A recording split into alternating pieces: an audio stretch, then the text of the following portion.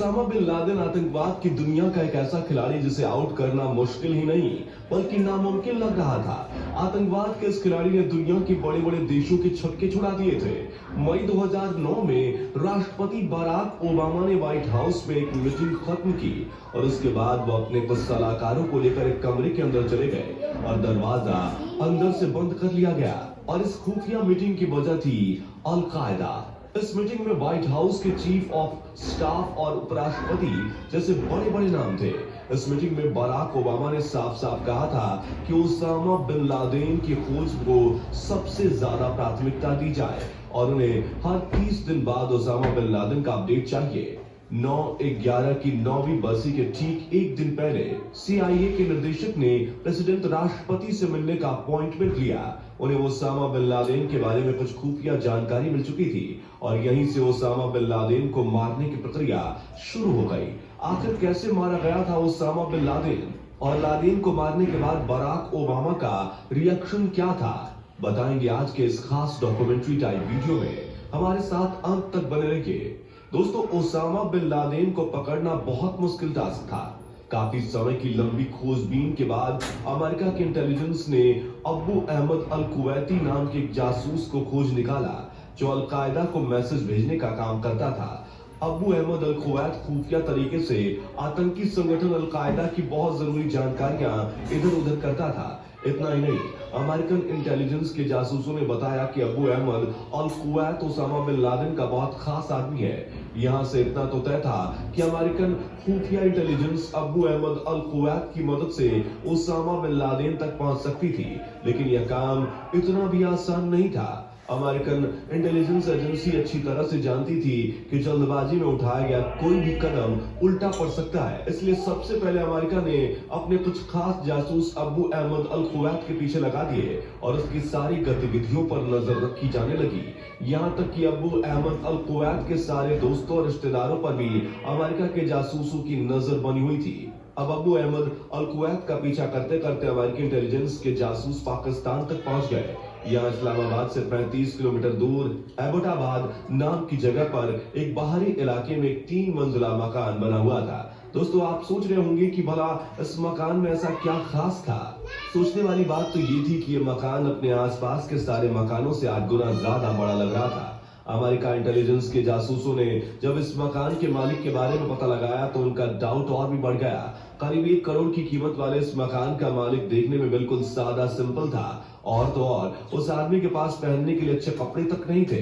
American जासूसों ने थोड़ी और छानबीन की तो उन्हें पता चला कि इस मकान का मालिक मकान के मेन हिस्से में ना रहकर मकान के नीचे बने हुए गेस्ट हाउस में रहता है। यहाँ से अमेरिकन जासूसों का शक और बढ़ता चला गया। इस मकान का मालिक इब्राहिम काफी गरीब था और उसके पास इतने भी पैसे नहीं थे कि वो अपनी 1 करोड़ की प्रॉपर्टी को मैनेज कर सके। लेकिन दोस्तों, बात यहीं पर खत्म नहीं होती। दरअसल इस मकान के मेन हिस्से में कोई और रह रहा था। इस मकान की सबसे ऊपरी फ्लोर पर एक बालकनी थी, लेकिन आपको ये जानकर हैरानी होगी कि बालकनी को दीवार बनाकर ढका गया था। यहीं से CIA को पूरा यकीन हो गया कि मकान के अंदर जरूर कुछ गड़बड़ है और हो सकता है कि ओसामा बिन लादेन यहीं पर छुपा हो। इतना ही नहीं, घर के अंदर ना तो कोई इंटरनेट कनेक्शन था और ना ही मोबाइल का कोई कनेक्शन था।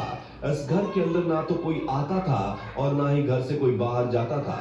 लेकिन कभी कभी के इंसान घर की बालकनी वाले हिस्से पर तेज तेज चला करता था, लेकिन बालकनी को दीवार बनवाकर कवर किया गया था, इसलिए उस इंसान का चेहरा नहीं दिखता था। इस इलाके में कचरा लेने वाला आदमी आता था और इलाके के लगभग सभी घरों से कचरा इकट्ठा करता था, लेकिन इस 3 मंजिला मकान के अंदर से कभी भी कोई कचरा बाहर नहीं फेंका जाता था, बल्कि घर से निकलने वाले सारे कचरे घर के अंदर ही जला दिए जाते थे। बराक ओबामा अपनी बायोग्राफी में बताते हैं कि सारे सबूत इस बात की तरफ इशारा कर रहे थे कि उस मकान के अंदर ओसामा बिन लादेन छुपा हुआ है। अब बराक ओबामा के पास 2 ऑप्शन थे। पहला विकल्प यह था कि लड़ाकू विमान से हवाई हमला करके सीधा उस मकान को उड़ा दिया जाए।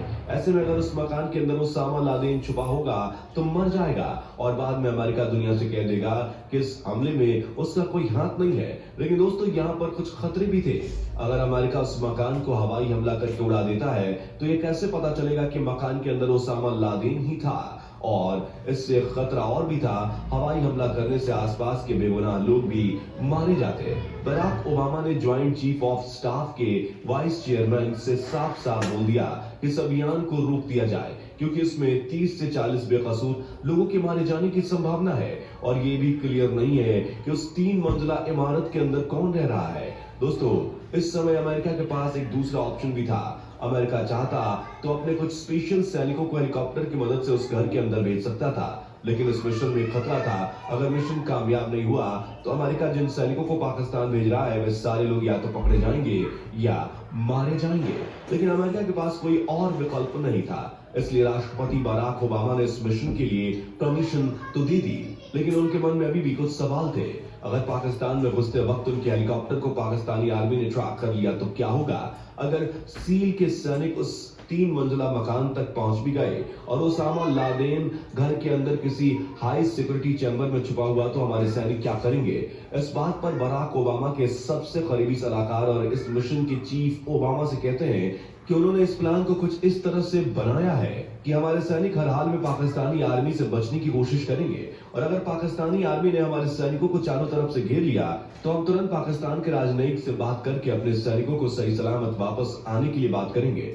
लेकिन अमेरिकन रक्षा मंत्री इस बात से बिल्कुल विरोध में थे, क्योंकि 1980 में इस तरह की एक नाकामयाब कोशिश ईरान में हो चुकी थी जिसमें 35 अमेरिकन नागरिक फंसे हुए थे। दोस्तों, सभी लोग अपने अपने तर्क दे रहे थे, लेकिन आखिरी फैसला चीफ प्रेसिडेंट बराक ओबामा को ही लेना था और बराक ओबामा ने इस मिशन की परमिशन दे दी। सैटेलाइट से ली गई कुछ तस्वीरों की मदद से उस 3 मंजिला मकान के आसपास का नक्शा तैयार किया गया और उसे 3D एनिमेशन में डिजाइन किया गया।